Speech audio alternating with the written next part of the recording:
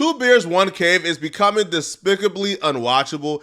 Like the dynamic between Mr. I Hate Poor Folks Tom Segura and Mr. Celebrities Think I'm Important Bert isn't working. Now, in the latest episode, they started off giving themselves credit for Jason Kelce ripping his shirt off at the Chiefs and Bills game. But I love the good stuff that comes out of this podcast. It's so fun. Yeah. Look, we shame the Kelce brothers, and then we get so in their grill. Jason Kelce goes full Bert Kreischer and rips his shirt off at the game. Oh, he retired. We're in their head, Tom. Yeah. We're in their head. This grotesque display of narcissism isn't just concerning because I honestly believe that Bert honestly believes this. This is not a joke.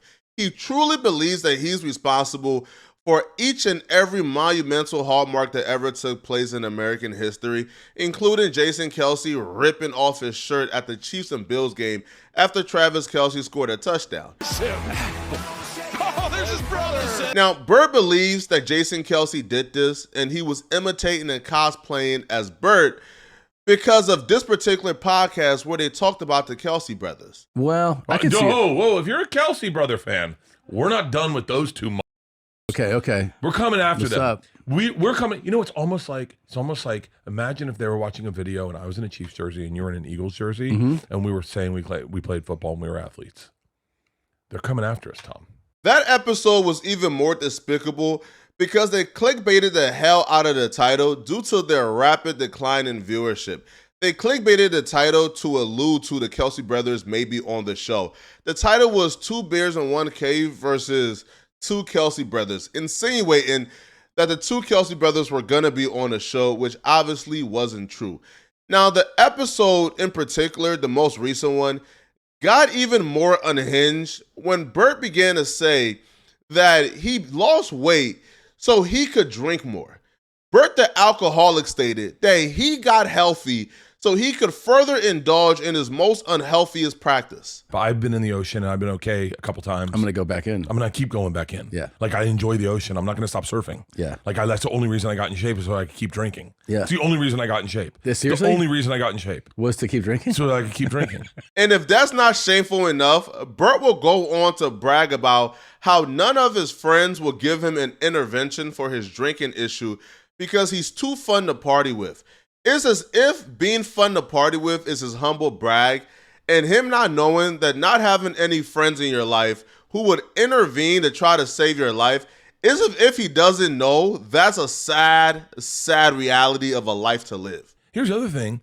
It's like, try finding 10 people that are going to give me an intervention. I'm fun as party with. Yeah, that's true. No one wants to stop Like, no that. one's going to be like, even when I was at my worst, everyone was still giving me beers. Yeah? So, yeah. I stay up at night truly trying to analyze and wrap my head around the psychology of Bert Kreischer. He acts as if he's not a 50-year-old man, and he acts as if he's like a 13-year-old who's sticking his finger up at the man. Bert Kreischer, like trying to rebel against the fans or the audience who is telling him to get help for his drinking issue is just insane. Like, what are you rebelling at, right? Like, why does rebelling against the truth make you feel like a rebel and make you feel any more cool? Like, I don't understand it, right? And him even bringing it up on the podcast to me makes no sense, right? Because why would you bring up that you don't have 10 friends who would intervene and save you from ruining your entire life? Now, Bert Kreischer continued with the unhinged activity, and he tried to say that, he would do a black guy accent even if they try to cancel him. Again, trying to come across as a rebel. But, bro, who's getting canceled for doing a black guy accent? I don't get it, bro. Here's what actually the truth, I think. You're allowed to do any impression, not only if you get the cadence and tone right, but if you get the information right. The information and the accent together is what gives it a pass. Oh, so it's okay. So if a black guy goes, yeah, we do say that. Exactly. Like I heard a black dude on Hookers on the Point one time. It was my favorite black dude, and I'll never stop doing it. I don't care. Cancel me. Yeah. My favorite one. Sure. Guys, Hooker walks by and he just goes, hey, can a player get some conversation? Like nobody ever in life has ever gotten angry or upset or irate at a white comedian for doing a black accent and saying, hey, baby, can I get some conversation?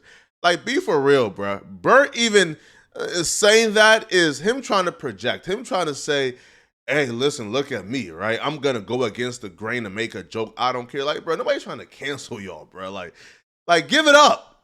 Now, Bert even at some point after this weird moment, a cringe moment, he even brought up Drake out of the blue as if he ran out of things to talk about and just threw out the fact that, yo, did you see that Yasin Bey dissed Drake?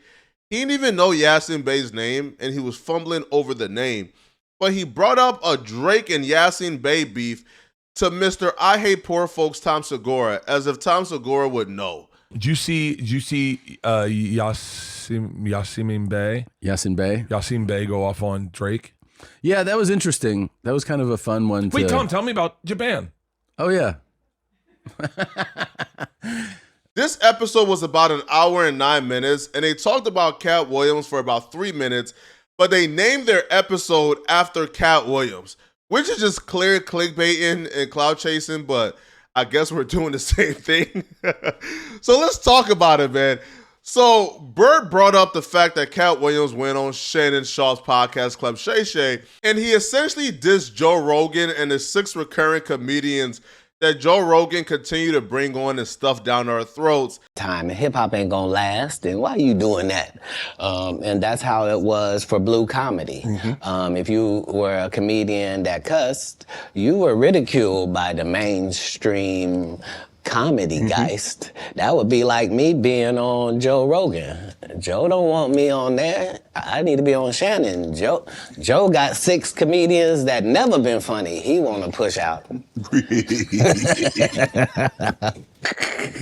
But that's really how it is. I was stunned watching Bert Kreischer look Tom Segura in his eyes and ask him a straight-faced question.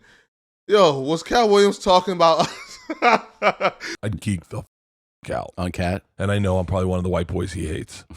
I'm certain I'm in that 6 comedians of Rogan that he hates. There's no way Katt Williams has ever turned on Netflix, seen me take my shirt off, and be like, "Ha! Can't wait to see what this is. Man, this is interesting." Yeah. You know, Rogan's got good taste in comics. Yeah, I think we're both in it then. You think you're in? No, he likes you. I didn't tell you about Who do you Katt? think his 6 comedians are? It's not Shane Gillis. Well, the 6 are me, you, Ari. Ari's twice, probably. You know he doesn't like Ari. No. There's no way Katt Williams is an Ari Shaffir fan. Probably not. You know he doesn't like Mark Norman. It's the rotation. It's Katt's, if he's saying 6, that's just a number. He just means the rotation of regulars that appear. But there aren't an exact 6. You, me, it's Sober October Ari, and Protect My Parks. Well, there you go. Bert, not only am I confident, not only am I 100% sure that you're one of the 6, I believe that you compose a 5 out of 6 slots. I believe that Katt Williams listed Bert Kreischer 5 times on his list of the Joe Rogan 6.